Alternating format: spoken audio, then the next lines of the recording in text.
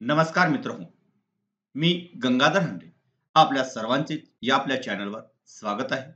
तर मित्रहो, आज आपण या व्हिडिओ अंतर्गत बोर्ड परीक्षेच्या दृष्टीने इतिहास व राज्यशास्त्र या विषयांचा मार्च परीक्षेसाठी येणारा गेस्ट पेपर आपण या व्हिडिओ अंतर्गत पाहणार आहोत. हा पेपर आपण उत्तरासह पाहणार आहोत. हा पेपर एकूण 40 गुणांचा असून यासाठी आपणास वेळ दिलेला आहे 2 तास. विद्यार्थ्यांनी हा व्हिडिओ काळजीपूर्वक पाहा, कारण येणाऱ्या बोर्ड परीक्षेमध्ये यातील बरेच प्रश्न आपणास विचारले जाऊ शकतात. तर तसेच आपण जर या चॅनलवर नवीन असाल तर चॅनलला नक्कीच सबस्क्राईब करायला विसरू नका. तर सुरू करूया बोर्ड परीक्षेसाठी इतिहास व राज्यशास्त्र या विषयांचा गेस्ट पेपर. तर मित्रहो, प्रश्न पहिला अ जो आहे तो म्हणजे दिलेल्या पर्यायापैकी योग्य पर्याय निवडून विधाने पूर्ण करा. हा प्रश्न 3 गुणांसाठी आपणास विचारला जातो आणि यामध्ये 3 विधाने विचारली जातात. पाहूया पहिले विधान. महाराष्ट्रात तयार होणाऱ्या लाकडी बाहुलीला टिंबटिंब असे म्हणतात. यासाठी पर्याय अ ठकी, ब कालीचंडिका, क गंगावती आणि ड चंपावती. तर याचे योग्य उत्तर जे आहे ते म्हणजे पर्याय क्रमांक अ ठकी. विद्यार्थ्यांनी विधान जशास तसे लिहून जो योग्य पर्याय आहे तो पर्याय लिहून त्या पर्यायाला अधोरेखित करायची आहे. त्यानंतर दुसरे विधान आपण पाहूया. जगातील सर्वात प्राचीन संग्रहालय टिंबटिंब या शहराचे उत्खनन करताना सापडले. यासाठी पर्याय अ दिल्ली, ब हडप्पा, क उर आणि ड कोलकाता. तर याचे योग्य उत्तर जे आहे ते म्हणजे उर. जगातील सर्वात प्राचीन संग्रहालय उर या शहराची उत्खनन करताना सापडले. पाहूया तिसरे विधान. विज्ञान आणि इतर सर्व ज्ञान शाखांची टिंबटिंब ही जननी मानली जाते.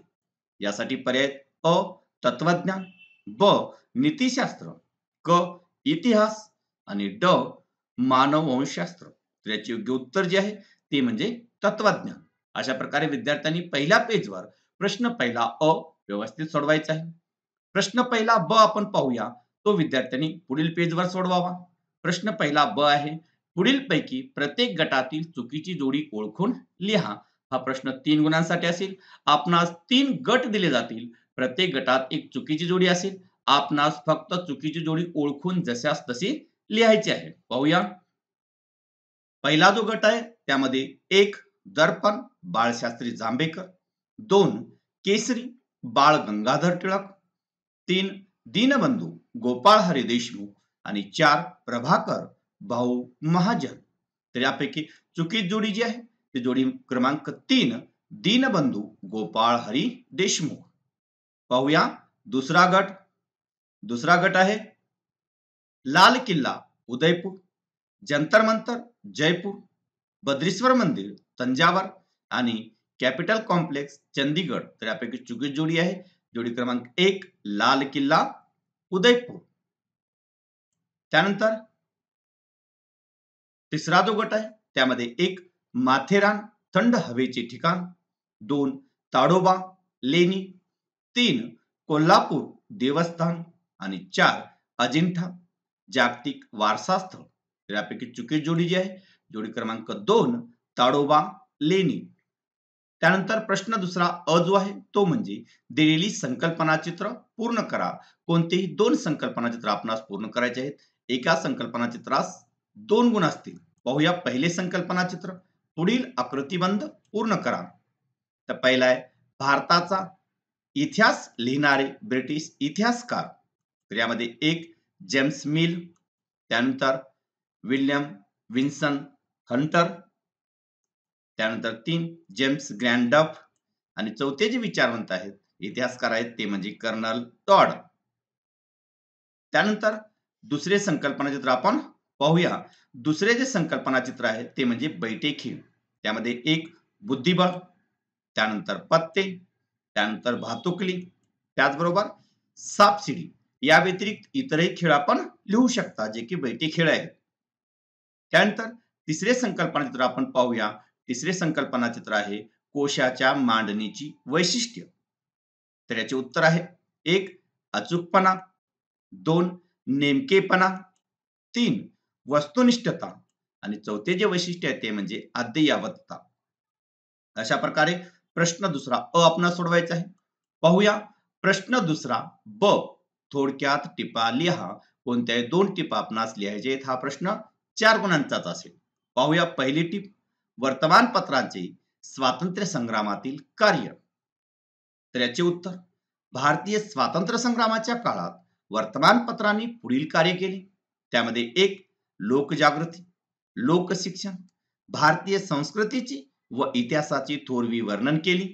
त्यानंतर दुसरा मुद्दा सामाजिक, धार्मिक व राजकीय चळवळींना पाठिंबा देऊन साम्राज्यवादी धोरणांना विरोध केला. त्यानंतर तिसरा पाश्चात्य विद्या व शिक्षण जनतेपर्यंत पोहोचवून समाज प्रबोधनाचे काम केले. त्यानंतर चौथा मुद्दा तत्कालीन सामाजिक आणि राजकीय प्रश्नांना वाचा फोडली. त्याचबरोबर समाजसुधारक नेते व संघटना यांचे विचार लोकांपर्यंत पोहोचवले. अशा प्रकारे विद्यार्थ्यांनी मुद्देसूद असे उत्तरे लिहायची आहेत. पाहूया दुसरी टीप खेळांचे महत्व स्पष्ट करा. तर याचे उत्तर खेळांचे पुढील दृष्टीने अनन्य साधारण महत्व आहे. त्यामध्ये एक खेळांमुळे जीवनातील व्यथा व चिंता विसरल्या जातात. दुसरा मुद्दा माणसाच्या मनाला विरंगुळा मिळतो. त्यामुळे मन ताजेतवाने व उत्साहित होते. तिसरा मुद्दा खेळामुळे व्यायाम होऊन शरीर काटक व बळकट होते. चौथा मुद्दा खेळामुळे मनोधैर्य, चिकाटी, खिलाडूपणा हे गुण अंगी येतात. पाचवा मुद्दा सांघिक खेळातून सहकार्य, संघभावना व नेतृत्व गुण वाढीस लागतात. त्यानंतर प्रश्न तिसरा पुढील विधाने सहकारण स्पष्ट करा. कोणते 2 विधाने आपणास सोडवायचे आहेत. हा प्रश्न 4 गुणांचा असेल. पहिले विधान आहे व्हॉल्टेअर यांना आधुनिक इतिहास लेखनाचे जनक असे का म्हटले जाते. तर याचे उत्तर व्हॉल्टेअरच्या मते इतिहास लेखनासाठी एक वस्तुनिष्ठ सत्य आणि घटनांचा कालक्रम योग्य असायला हवा. दुसरा मुद्दा तत्कालीन समाजाच्या परंपरा, शेती, व्यापार व आर्थिक व्यवस्था यांचा विचार होणे आवश्यक आहे. तिसरा मुद्दा या त्यांच्या मतामुळे इतिहासाची मांडणी करताना मानवी जीवनाचा सर्वांगीण विचार व्हायला हवा. हा नवीन विचार पुढे आला म्हणून व्हॉल्टेअर याला आधुनिक इतिहास लेखनाचे जनक असे म्हटले जाते. पाहूया दुसरे विधान तंत्रज्ञानाचा इतिहास अभ्यासावा लागतो. तर याचे उत्तर एक लाखो वर्षाच्या वाटचालीत मानव प्रगतीच्या प्रत्येक टप्प्यात नवनवीन कौशल्य अवगत करीत गेला. दुसरा मुद्दा दगडापासून हत्यारे तयार करणे, शेतीचे तंत्र अशी वाटचाल करत तो विज्ञान युगात आला. त्यानंतर तिसरा मुद्दा कृषी उत्पादने, वस्तूंची उत्पादने, स्थापत्य, अभियांत्रिकी इत्यादी मध्ये बदल होत गेले. चौथा मुद्दा यांत्रिकीकरणामुळे उत्पादन वाढले. ही सर्व प्रगती समजून घेण्यासाठी आपल्याला तंत्रज्ञानाचा इतिहास अभ्यासावाच लागतो. त्यानंतर तिसरे जे विधान आहे ते म्हणजे वर्तमानपत्रांना इतिहास या विषयाची गरज पडते. तर याचे उत्तर एक एखाद्या बातमीचा सविस्तर आढावा घेताना वर्तमानपत्रांना तिचा भूतकाळ शोधावाच लागतो. दुसरा मुद्दा वर्तमानपत्रात काही सदरे अशी असतात की ती इतिहासावर आधारलेली असतात. अशा सदरातून भूतकाळातील आर्थिक, सामाजिक, राजकीय घटना समजतात. तिसरा मुद्दा वृत्तपत्रे भूतकाळातील घटना, युद्धे, नेते आदींची शताब्दी वा 50-75 वर्ष पूर्ण झाल्या निमित्ताने लेख वा विशेष पुरवण्या काढतात. अशा वेळी संबंधित घटनेचा भूतकाळ अभ्यासावा लागतो. आणि चौथा जो मुद्दा आहे तो म्हणजे दिनविशेषासारखी सदरे सादर देतानाही पूर्वीच्या घटना माहिती करून घ्याव्या लागतात. म्हणून वर्तमानपत्रांना इतिहास या विषयाची गरज असते. त्यानंतर चौथे जे विधान आहे ते म्हणजे बखर हा ऐतिहासिक साहित्यातील महत्वाचा प्रकार आहे. तर याचे उत्तर एक ऐतिहासिक साहित्यात फारसी ग्रंथ, ताम्र, शिलालेख, कागदपत्रे, नाणी, प्रवास वर्णने इत्यादी संबंधाबरोबरच ऐतिहासिक बखरीचाही समावेश होतो. त्यानंतर दुसरा मुद्दा बखरीत सूर योद्ध्यांचे गुणगान असते. ऐतिहासिक घडामोडी आणि युद्धांची वर्णने असतात. तिसरा मुद्दा, थोर पुरुषांची चरित्रे आणि त्या काळातील नगरांची वर्णने असतात. चौथा मुद्दा, तत्कालीन सामाजिक, धार्मिक आणि आर्थिक जीवनाचे चित्र रंगवलेले असते. ही वर्णने इतिहास लेखनाला उपयुक्त ठरतात. म्हणून बखर हा ऐतिहासिक साहित्यातील महत्वाचा प्रकार आहे. त्यानंतर प्रश्न चौथा जो आहे तो म्हणजे दिलेल्या उतार्याचे वाचन करून खालील प्रश्नांची उत्तरे लिहा. हा प्रश्न 4 गुणांसाठी असेल. त्यासाठी हा जो उतारा आहे पाहूया, या उतार्यावर आधारित कोणकोणते प्रश्न आहेत ते. या उतार्यावर आधारित पहिला प्रश्न आपण पाहूया. पहिला प्रश्न आहे, बाळ जगन्नाथ पंडित कोणते काम करीत असत? तर याचे उत्तर आहे, बाळ जगन्नाथ पंडित क्रिकेट सामन्याचे आकाशवाणीवरून समालोचन करीत असत. त्यानंतर दुसरा जो प्रश्न आहे तो म्हणजे समालोचकाचे कोणते काम असते? तर याचे उत्तर, मैदानावर चालू असलेल्या सामन्यांचे, त्यातील घटनांचे, खेळाडूंच्या प्रत्येक कृतीचे धावते वर्णन करण्याचे काम समालोचक करीत असतात. त्यानंतर तिसरा जो प्रश्न आहे तो म्हणजे बाळ जगन्नाथ पंडितांचे समालोचन का रंजक होत असे? तर याचे उत्तर, एक, बाळ जगन्नाथ पंडित हे क्रिकेट सामन्याचे धावते वर्णन करण्याबरोबरच ते तेथील मैदानाचा इतिहास सांगत असत. दुसरा मुद्दा, खेळाडू संबंधीची माहिती आणि इतिहासही सांगत असत. तिसरा मुद्दा, त्या खेळाडूंनी पूर्वी केलेले विक्रम कोणते, त्या आठवणीही सांगत असत. आणि चौथा जो मुद्दा आहे तो म्हणजे खेळांचे व खेळांच्या इतिहासाचे उत्तम ज्ञान त्यांना होते. या गुणाबरोबरच त्यांची बोलण्याची शैलीही उत्तम असल्यामुळे बाळ जगन्नाथ पंडितांचे समालोचन रंजक होत असे. त्यानंतर प्रश्न पाचवा जो आहे तो म्हणजे पुढील प्रश्नांची सविस्तर उत्तरे लिहा. कोणते दोन प्रश्न आपणास सोडवायचे आहेत. हा प्रश्न 6 गुणांसाठी आहे. पाहूया पहिला प्रश्न, मार्क्सवादी इतिहास लेखन म्हणजे काय? तर याचे उत्तर, स्वातंत्र्योत्तर काळात भारतीय इतिहास लेखनात जे नवे वैचारिक प्रवाह आढळून येतात त्यात मार्क्सवादी इतिहास लेखन हा एक प्रमुख प्रवाह आहे. त्यामध्ये एक, मार्क्सवादात वर्ग संघर्षावर भर दिलेला आहे. मार्क्सच्या विचारावर आधारित जे इतिहास लेखन केले गेले त्याला मार्क्सवादी इतिहास लेखन असे म्हणतात. दुसरा मुद्दा, मार्क्सवादी इतिहास लेखनात आर्थिक व्यवस्थेतील उत्पादनाची साधने, पद्धती आणि उत्पादनाच्या प्रक्रियेतील मानवी संबंध यांचा प्रामुख्याने विचार केलेला आहे. त्यानंतर तिसरा मुद्दा, प्रत्येक सामाजिक घटनेचे सर्वसामान्य लोकांवर काय परिणाम होतो याचे विश्लेषण करणे हे मार्क्सवादी इतिहास लेखनाचे मुख्य सूत्र आहे. त्यानंतर प्रश्न दुसरा जो आहे तो म्हणजे लिखित साधनाचा अभ्यास करणाऱ्यांना कोणते प्रशिक्षण घेण्याची आवश्यकता असते? तर याचे उत्तर, इतिहासाच्या अभ्यासकाला लिखित साधनाचा अभ्यास करावाच लागतो. ही साधने हाताळताना पुढील प्रशिक्षणाची आवश्यकता असते.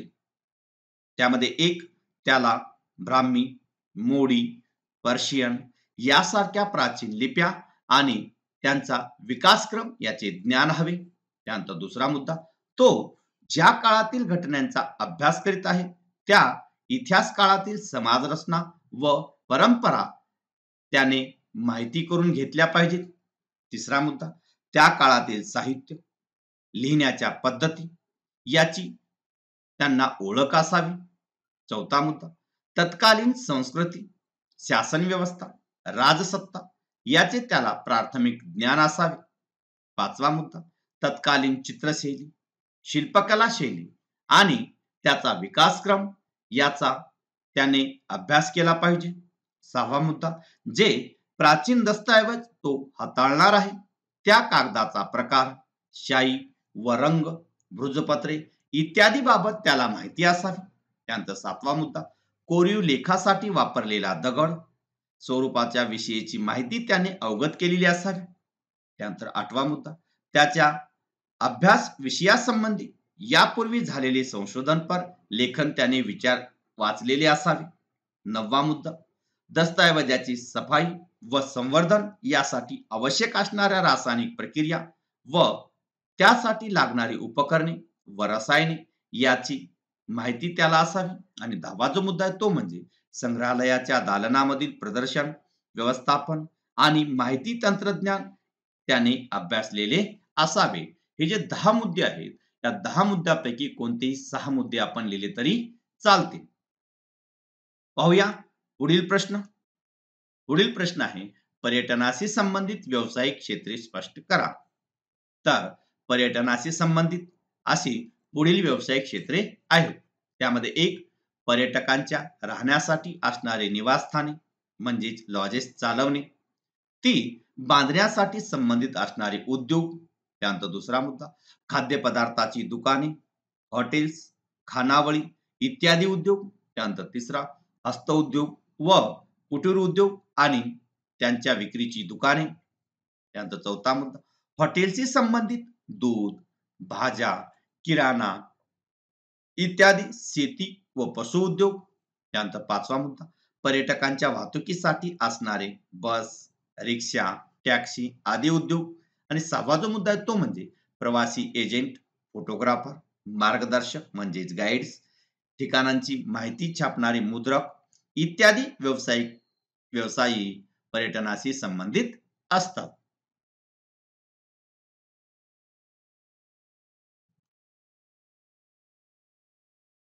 त्यानंतर प्रश्न 6वा जो आहे तो म्हणजे दिलेल्या पर्यायापैकी योग्य पर्याय निवडून विधाने पूर्ण करा. हा प्रश्न 2 गुणांसाठी आहे. पहिले विधान आहे, निवडणूक आयुक्तांची नेमणूक टिंबटिंब करतात. यासाठी पर्याय आहेत अ, राष्ट्रपती, ब, प्रधानमंत्री, क, उपराष्ट्रपती आणि ड, लोकसभेचे सभापती. तर योग्य उत्तर आहे अ, राष्ट्रपती. त्यानंतर दुसरे विधान आहे, शेतकरी चळवळीची टिंबटिंब ही प्रमुख मागणी आहे. अ, वनजमिनीवर लागवड करण्याचा अधिकार मिळावा, ब, शेतमालाला योग्य भाव मिळावा, क, ग्राहकांचे संरक्षण करणे आणि ड, धरणे बांधावीत. तर याचे योग्य उत्तर जे आहे ते म्हणजे शेतमालाला योग्य भाव मिळावा. त्यानंतर प्रश्न 7वा जो आहे तो म्हणजे पुढील विधाने चुकी बरोबर ते सहकारण स्पष्ट करा. कोणती 2 विधाने आपल्याला सोडवायची आहेत. हा प्रश्न 4 गुणांसाठी आहे. पाहूया पहिले विधान, राजकीय पक्ष शासन व जनता यांच्यातील दुवा म्हणून काम करतात. तर याचे उत्तर हे विधान बरोबर आहे. कारण एक, राजकीय पक्ष जनतेच्या मागण्या आणि गाऱ्हाणी शासनापर्यंत पोहोचवण्याचे कार्य करतात. दुसरा मुद्दा, शासन पक्षामार्फत आपल्या धोरणांची, योजनांची माहिती जनतेपर्यंत पोहोचवून त्याचा या कार्यक्रमांना पाठिंबा मिळवतात. तिसरा मुद्दा, या धोरणावरील जनतेच्या प्रतिक्रिया सरकारला सांगण्याचे कामही राजकीय पक्ष करतात. अशा रीतीने राजकीय पक्ष शासन व जनता यांच्यातील दुवा म्हणून काम करतात. पाहूया दुसरे विधान कोणते आहे. दुसरे विधान आहे, निवडणूक आयोग निवडणुकीदरम्यान आचारसंहिता लागू करतो. तर याचे उत्तर हे विधान बरोबर आहे. कारण एक, त्यामुळे निवडणुका खुल्या वातावरणात व निष्पक्ष पद्धतीने घेता येतात. दुसरा मुद्दा, निवडणुकीच्या काळात गैरप्रकारांना आळा घालता येतो. तिसरा मुद्दा, धाकधडक, दहशत यापासून सामान्य मतदारांना दिलासा मिळून तो मुक्तपणे मतदान करू शकतो. म्हणून निवडणूक आयोग निवडणुकीदरम्यान आचारसंहिता लागू करतो. त्यानंतर तिसरे जे विधान आहे, तिसरे विधान म्हणजे चळवळीला खंबीर नेतृत्वाची गरज नसते. विधान विद्यार्थ्यांनी योग्यपूर्वक काळजीपूर्वक वाचावे. कारण बऱ्याच वेळेस आपण वाचलेलं असतं की चळवळीला खंबीर नेतृत्वाची गरज असते. तर या ठिकाणी प्रश्न असा विचारलेला आहे की चळवळीला खंबीर नेतृत्वाची गरज नसते. तर हे विधान चूक आहे. कारण एक, कोणतीही चळवळ नेतृत्वामुळेच क्रियाशील राहते आणि व्यापक बनते.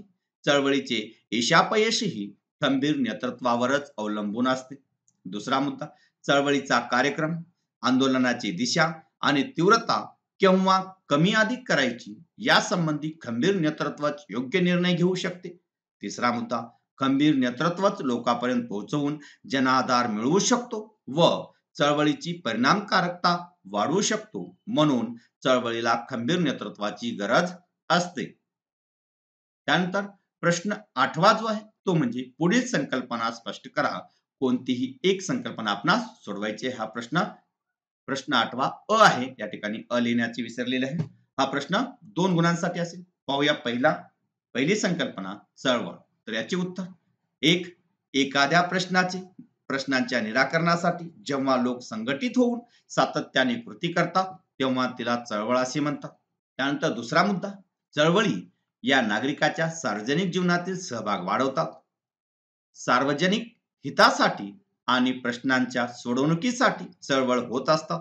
तिसरा मुद्दा, सरकारवर दबाव आणून आपले प्रश्न सोडवण्यासाठी चळवळी होतात असे नाही, तर शासनाच्या काही निर्णयांना वा धोरणांना विरोध करण्यासाठी सुद्धा चळवळी होतात. चौथा मुद्दा, धार्मिक, सामाजिक, आर्थिक, सांस्कृतिक, पर्यावरण विषयक स्वच्छता, वाईट प्रथा, परंपरा इत्यादी विषयी सुद्धा प्रश्न घेऊन चळवळी होत असतात. त्यानंतर दुसरी संकल्पना आहे राष्ट्रीय पक्ष.